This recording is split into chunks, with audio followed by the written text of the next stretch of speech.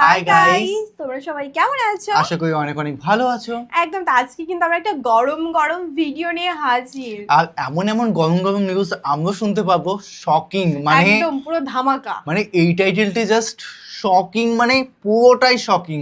মানে টাইটেলটি জাস্ট তোমরা শোনো, ট্রাম্পের স্ত্রীর সামনে, মানে যে আচ্ছা। ট্রাম্পের স্ত্রীর সামনে বিসমিল্লাহ বলে বক্তব্য দিলেন। দিলেন। বাবা, তো দেখতে হবে ডক্টর জোবাইদা, তাই তো রহমান।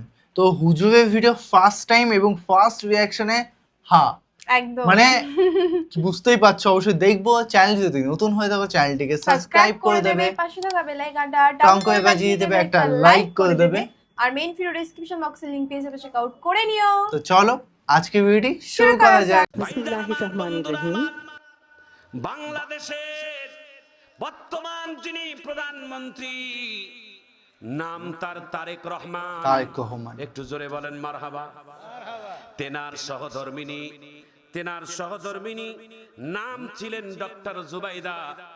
আজকে তিনি বাংলাদেশের অন্যতম একজন প্রেসিডেন্ট, নাম তার ডোনাল্ড ট্রাম্পের স্ত্রীর নাম হচ্ছেন মেলানিয়াম ট্রাম্পের আমন্ত্রণে বাংলাদেশের প্রধানমন্ত্রীর সহধর্মিনী ডাক্তার জুবাইদা রহমান আমন্ত্রণে দাওয়াত পেয়ে তিনি আমেরিকায় চলে গেছেন। বিশ্বের 50 জনের উপর বড় বড় রাষ্ট্রনায়কের স্ত্রীদেরকে আজকে এক জায়গায় করিয়েছেন। এক জায়গায় করার পরে ডোনাল্ড ট্রাম্পের স্ত্রী মেলানিয়াম ট্রাম্প তিনি নিজেই বাংলাদেশের প্রধানমন্ত্রী তারেক রহমানের স্ত্রীর নাম ধরে যখন বক্তব্য দেওয়াইলো, জুবাইদা রহমান সুন্দর করে এমন সুন্দর ভাষা দিয়ে শুরু করলো বক্তব্য। কিন্তু বক্তব্য শুরুতেই একটা আলাদা মজা আছে, শোনার পরে আল্লাহু আকবার বলবেন। ওখানে বড় বড় রাষ্ট্রনায়কের স্ত্রীরা ছিল, কিন্তু আমাদের বাংলাদেশের প্রধানমন্ত্রী জনাব তারেক রহমানের স্ত্রী, নাম তার ডাক্তার জুবাইদা রহমান, মারহাবা বলেন। তিনি একজন মুসলিম পরিবারের সন্তান। তার বাবার বাড়ি হলেন সিলেটের ভূমিতে। তিনি নৌবাহিনীর প্রধানের কন্যা, মুসলিম পরিবারের কন্যা। তার শ্বশুর ছিলেন বাংলাদেশের রাষ্ট্রপতি, তার শাশুড়ি ছিলেন বাংলাদেশের তিনবারের প্রধানমন্ত্রী, তার নিজের স্বামী তিনি বর্তমান বাংলাদেশের প্রধানমন্ত্রী। তিনি নিজেও একজন ডাক্তার, তার পরিচয় হলেন একজন সেবক। মারহাবা। তিনি যখন বক্তব্য দিল ওই ওয়াশিংটনে, যিনি ডোনাল্ড ট্রাম্পের স্ত্রী, বড় বড় রাষ্ট্রনায়কের মাঝখানে বক্তব্য দেওয়ার শুরুতেই কিন্তু একটা মজা আছে, শোনার পরে আল্লাহু আকবার বলবেন। মজাটা কি? সবাই আলোচনা শুরুতেই বক্তব্য দিয়েছে, কিন্তু আমাদের বাংলাদেশের প্রধানমন্ত্রীর স্ত্রী বক্তব্য শুরুতেই তিনি বলছেন বিসমিল্লাহির রহমানির রহিম। একটু জোরে আল্লাহু আকবার বলেন। বিসমিল্লাহ বলাতেই শুরুতেই ডোনাল্ড ট্রাম্পের স্ত্রী মেলানিয়াম ট্রাম্প তিনি এইভাবে হা করে তাকিয়েছিলেন। তিনি যখন বক্তৃতা দিয়েছিলেন, তার মাথার মধ্যে সুন্দর চাদরও ছিল, শরীরটাও ঢাকা ছিল। যেটাই হোক, আলহামদুলিল্লাহ বিসমিল্লাহ বলে যখন বক্তব্য শুরু করলো, এই বক্তব্যটা আজকে নেট জুড়ে ভাইরাল। এটাই হচ্ছেন বাংলাদেশের প্রধানমন্ত্রীর স্ত্রী ডাক্তার জুবাইদা রহমানের রাষ্ট্রীয় প্রথম সফর। আর তেনার প্রথম বক্তব্য এমন ইংলিশে থ্রু কথা বললেন, গোটা বিশ্বের মধ্যে ভাইরাল হয়ে গেছে যে বাংলাদেশের প্রধানমন্ত্রী বক্তব্য শুরুতেই তিনি বিসমিল্লাহ দিয়েই শুরু করেছেন। জোরে কোন আল্লাহু আকবার। তার শ্বশুর ছিলেন রাষ্ট্রপতি শহীদ জিয়াউর রহমান। তিনি কিন্তু বাংলাদেশের সংবিধানে প্রথম বিসমিল্লাহ চালু করেছেন। আল্লাহু আকবার বলেন। তেনার শ্বশুর শহীদ রাষ্ট্রপতি জিয়াউর রহমান, তার হাতের স্মৃতি বাংলার জমিনের কিছু মাটি বিমানে নিয়া, বাংলাদেশের কিছু নিম গাছের চারা বিমানের মধ্যে নিয়া ওই সৌদি আরবের আরাফার ময়দানে নিজের হাতে তিনি লাগিয়ে দিয়েছেন। গাছ লাগানো সদকায়ে জারিয়া। একটু চিৎকার দিয়ে জোরে বলা যায় না আল্লাহু আকবার। যারা গাছ লাগায় এটা সদকায়ে জারিয়া। তো শহীদ রাষ্ট্রপতি জিয়াউর রহমানে নিজের হাতে বাংলার জমিনের কিছু মাটি আর নিম গাছের চারা নিয়া আরাফার ময়দানে নিজের হাতে নিম গাছের চারা লাগিয়েছেন। আজও আরাফার ময়দানে ময়দানে নিম গাছের চারা, ওই চারা ওই গাছগুলোকে সৌদির বাদশা নাম রেখেছে জিয়া গাছ। মারহাবা বলেন। যেটা ভালো সেটা ভালো বলাই লাগবে, তার মানে হচ্ছে সম্মান দেনেওয়ালা আল্লাহ, সম্মান যাকে দিবে তো সম্মান এমনিই দিবে, জোরে বলুন ঠিক কিনা। আরো তো প্রধানমন্ত্রীরা ছিল, তাদের স্ত্রীরা তাদের বৌমাদের পরিচয় দিলে মুখ বেকরা হয়ে যায়, জোরে কোন ঠিক কিনা। আলহামদুলিল্লাহ, এটা ঠিক কথা। আল্লাহ তাআলা আমাদের বাংলাদেশে একটা নিয়ামত দান করছেন। বাংলাদেশের বিরোধী দলের নেতার নাম হচ্ছেন ডক্টর শফিকুর রহমান। তার চেহারা দেখলে আলহামদুলিল্লাহ মনটা ভরে যায়। যার নাম ডক্টর শফিকুর রহমান, তিনিও একজন বয়োবৃষ্ঠ মানুষ। বাংলাদেশের প্রধানমন্ত্রী তার নাম তারেক রহমান, তেনাকে দেখলেও মন ভরে যায়। মারহাবা। রমজান মাসের ইফতারের টেবিলে একজন এক টেবিলের মধ্যে বসে রাষ্ট্রপ্রধান এবং এক টেবিলের মধ্যে এদেশের বিরোধী দলের প্রধান একসঙ্গে ইফতার করলো। আল্লাহু আকবার বলেন। সামনের দিনগুলোতে আমরা চাই বাংলাদেশে ইতিপূর্বে যা হয়েছে হয়েছে, আগামী দিনে বাংলাদেশের বিরোধী দল এবং সরকারি দল এক টেবিলে পরামর্শ করে রাষ্ট্রকে এগিয়ে নিয়ে যাবে। কথা বলেন ঠিক না? বাংলাদেশের মধ্যে আলহামদুলিল্লাহ যেন হিংসা প্রতিহিংসার রাজনীতি যেন আমাদের আর ভবিষ্যৎ প্রজন্ম যেন এরকম না দেখে যে এই দল ক্ষমতা আসলে এই দলকে সমাজের জেলখানায় ঢুকাও, এই দল ক্ষমতা আসলে এই দলকে ফাঁসি দাও। কোন ন্যায় অন্যায় দেখে না, খালি বিরোধী দল হলেই খালি জেলে ঢুকাবে। ভালো বলেছেন। রাজনীতির কালচার বাংলার জমিনে আমরা দেখতে এটা আমরা অনেকটাই দেখেছি এই জিনিসগুলো। হাত তুলে আল্লাহু আকবার বলেন, আরো জোরে বলেন আল্লাহু আকবার। যদি সরকারি দলের নেতা কর্মীরা যদি অন্যায় করে তাদেরও যেমন আইন, বিরোধী দলের নেতারাও যদি অন্যায় করে তাদেরও একই আইন। কথা বলেন ঠিক না? সরকারি লোকেরা অপরাধ করলে আইনের কাঠগড়ায় দাঁড়াবে না, বিরোধী দলের লোকেরা অন্যায় করলে আইনের কাঠগড়ায় দাঁড় করাবে। এমন পচা রাজনীতি বাংলার জমিনে চাই না। কথা বলেন ঠিক না? রাষ্ট্রপ্রধান যিনি হবেন তিনি হযরত উমরের মতো শাসন করবেন, আমিন বলেন। তার দৃষ্টিকোণ থেকে আলহামদুলিল্লাহ তিনি কিছুদিন আগে আমাদের দিনাজপুরে বড় মাঠে এসে ইফতার করলেন, আর সেই ইফতারের দোয়া খান আমি নিজেও করলাম, আমিন বলেন। তিনি এই বক্তৃতাটা করেছেন, ওখানে অনেক ইসলামিক দলের নেতাকর্মীরাও ছিলেন। তিনি বলছেন আমাকে যারা ভোট দিয়েছে আমি দেখি নাই কে আমাকে ভোট দিয়েছে আর কে আমারে ভোট দেয় নাই। এখন আমি বাংলাদেশ সরকারের গণপ্রজাতন্ত্রী বাংলাদেশ সরকারের প্রধানমন্ত্রী, এখন আমার কাছে এইরকম অনুভূতি যে বাংলাদেশের সব মানুষ আমাকে ভোট দিয়েছে। আমি কাকে মনে করব? যিনি আমার নেতা তিনি যদি আমাকে ভোট না দেয় আমি কেমনে মনে করব? এই জন্য ভোট যারা দিয়েছে তারাও আমার দেশের মানুষ, যারা দেয় নাই তারাও আমার দেশের মানুষ। আমাকে সবাইকে এক চোখে দেখতে হবে। বাংলাদেশের মানুষের এখন প্রধানমন্ত্রী। কথা বলেন ঠিক কিনা?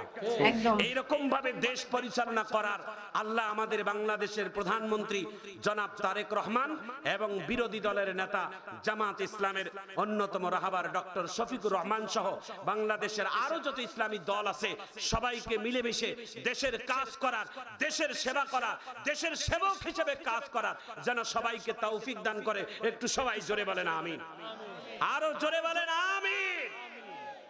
প্রিয় ভাইয়েরা আমার, প্রিয় বোনেরা আমার, কথায় কথায় বিভিন্ন সাবজেক্ট এসেই যায়। এই জন্য কি আপনারা বেজার?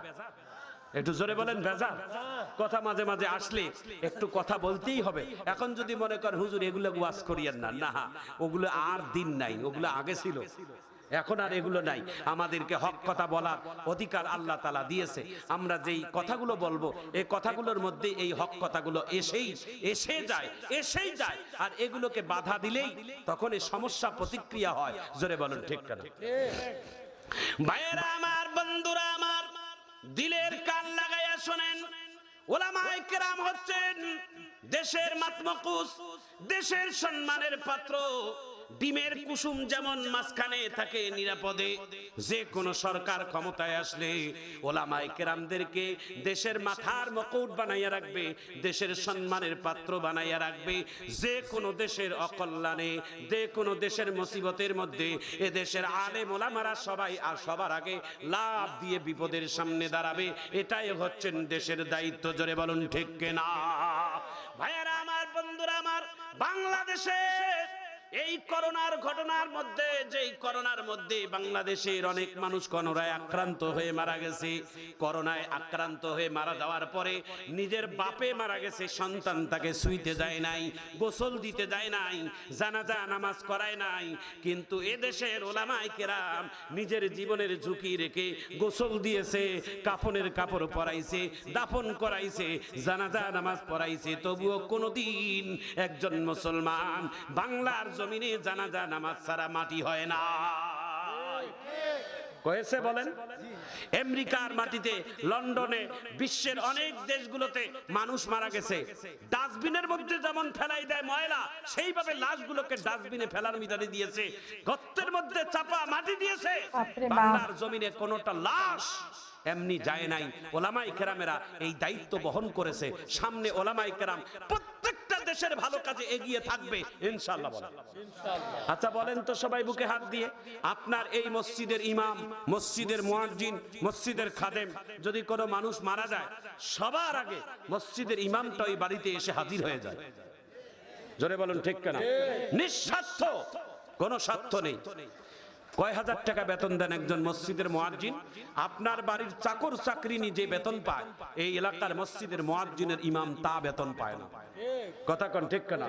বাংলাদেশ সরকারে, প্রত্যেকটা সরকারে এসে আমাদের ইমামদেরকে সান্ত্বনা দিয়েছে যে এই দেব, সেই দেব, সই দেব, কিন্তু একজনও আশা পূর্ণ করেনি। আমরা চাইও না। আমরা বলি আল্লাহ আমাকে যা দেয় কমিটিরা, আমরা তাই খুশি।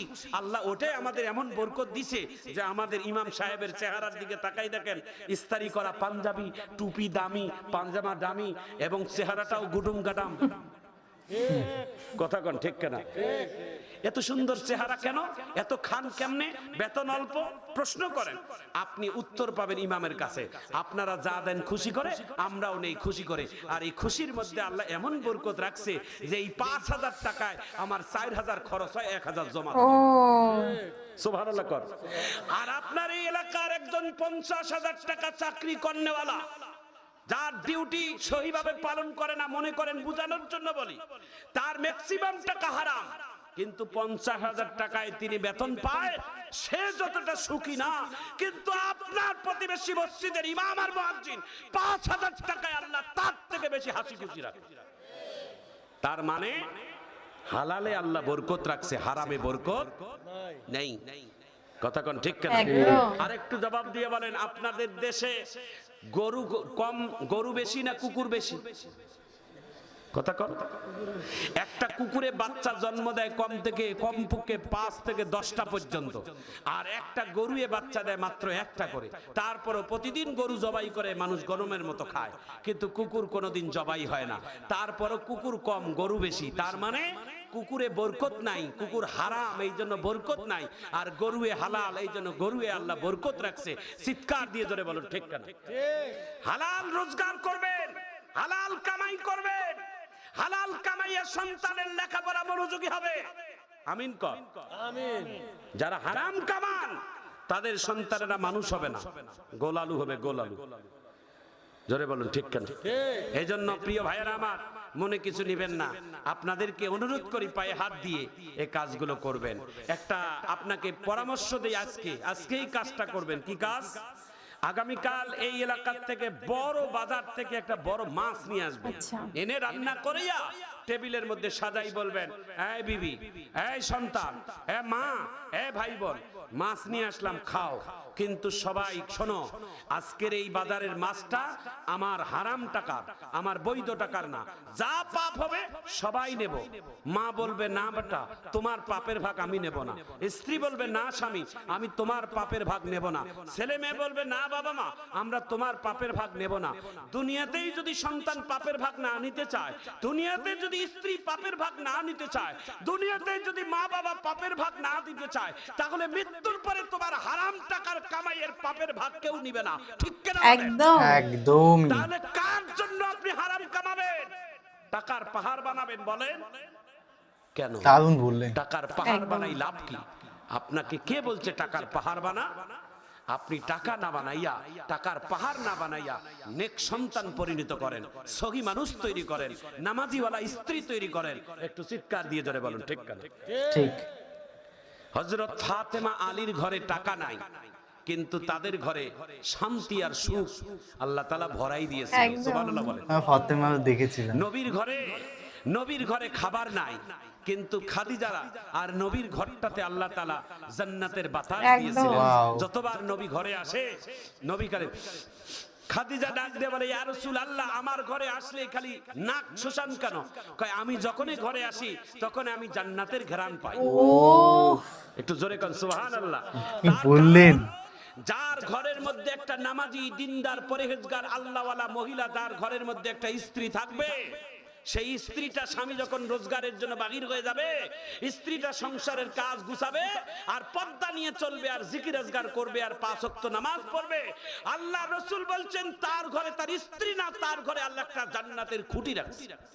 বাহ, বাহ, এমন একটা স্ত্রী অসাধারণ। পাইছে দুনিয়াতে, ওটা জান্নাতের পরিবেশ পাইছে। ঠিক কিনা বলেন? আল্লাহ আমাদের ঘরটাকে এরকম একটা শান্তির ঘর বানাইয়া দেন। একটু সবাই জোরে বলেন না আমিন। আজকে ভিডিওটি দারুণ ছিল বল। একদম, একদম। মানে হুজুরের ভিডিও আজকে ফার্স্ট টাইম দেখলাম, আর ফার্স্ট টাইমে এতটা বেশি হ্যাঁ, ভালো লেগে ফার্স্ট যাবে, টাইম এক্সপেরিয়েন্স কিন্তু বেশ ভালো, মানে বেশ টু ভালো। গুড। মানে একদম। ওনার বক্তব্যটা শুনে আমি আবার ওনার ভিডিও আনার চেষ্টা করবো। হ্যাঁ। তোমরা যদি রিকোয়েস্ট করো। হ্যাঁ, তোমরা যদি চাও অবশ্যই আমরা আবার আনবো। আমার একদম। পার্সোনালি বেশ ভালো লেগেছে উনি যে কথাগুলো বলেছেন, সিরিয়াসলি এত সুন্দর, Seriously। এত সুন্দর। কোনো কথা হবে না একদম। টপিকে। হুজুরের বক্তব্য অসাধারণ। উনি একটা ভালো মনের মানুষ, প্লাস এত সুন্দর একটা বক্তব্য দিলেন যেটা আমাদের মন ছুঁয়ে নিল। একদম। তো তোমাদের কেমন লাগলো অবশ্যই কমেন্ট বক্সে কমেন্ট করে জানিয়ে দিও, আর কি একদম। ধরনের ভিডিও রিয়াকশন চাই। সেটাও প্লিজ কমেন্ট করে জানাবে। আর আমাদের চ্যানেলে ভালো ভালো ভিডিও আপলোড আছে, তোমরা প্লিজ চেক আউট করো, অনেক বেশি ভালো লাগবে। তো চলো guys, bye bye, take care. Take care.